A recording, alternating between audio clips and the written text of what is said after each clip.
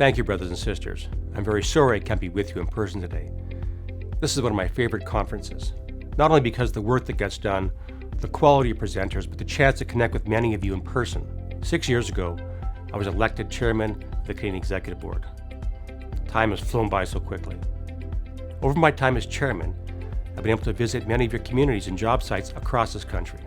I do this to get a better understanding of the challenges we face, the needs of our members, and the changes to our respective industries, all of which helps guide the work of the Canadian Executive Board and the decisions we make.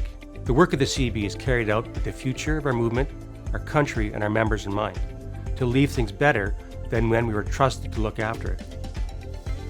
The theme of this year's conference, Building a Stronger Canada, speaks so loudly to what we do each and every day. It allows us to refocus on the work our members do to build Canada, and shines a light on the work we have left to do, to make our movement, our country, stronger. This means building on our past and celebrating those that have made a strong impact on our movement, including my friend and colleague Robert Blakely.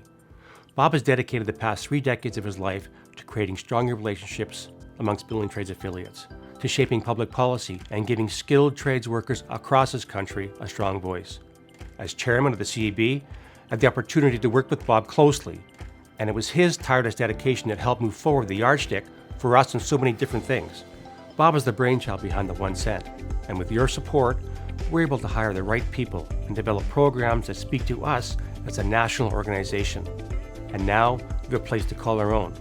For all this, we thank Bob Blakely's strong vision and leadership. My friend, thank you. The torch is passed to strong hands.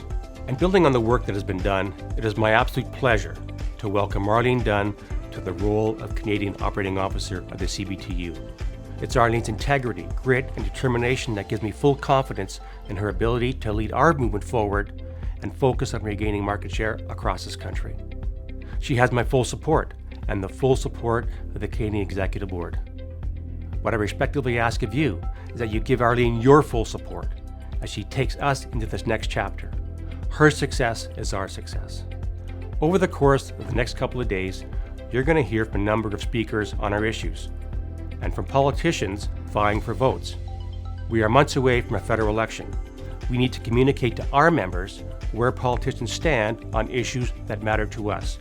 We need to build on the work that was done in the last federal election to elect a government that has been able to work with us. This is the government who has repealed Bill 377. This is the government who has funded the Union Training and Innovation Program that has improved our training centers, created opportunities for underrepresented groups in the skilled trades, and made our workforce more competitive. This is the government who has banned the import and use of asbestos. This is the government that supports unions and is not afraid to say it. And this is the government that still has a lot more work to do. In Ottawa, and increasingly across this country, governments, industry associations, and individual politicians now know that we really do have our members behind us. And as you know, unions can't vote, people can. And that's what's going to make a difference in the upcoming election. What I'm asking for is your assistance in delivering our message back to your membership at the local level. We are working incredibly hard to develop positions and advocate on your behalf.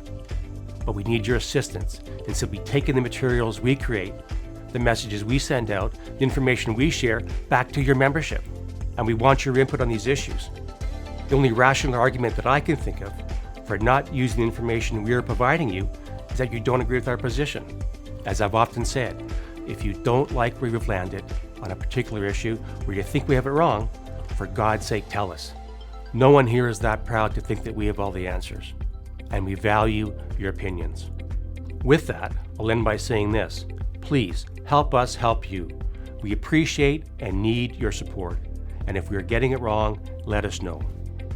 As chairman of the Canadian Executive Board of your building trades, it is a pleasure and honor to work every day on your behalf. I look forward to working with all of you in the coming year to make our unions, our members' lives, and our country better for us all. Have a great conference.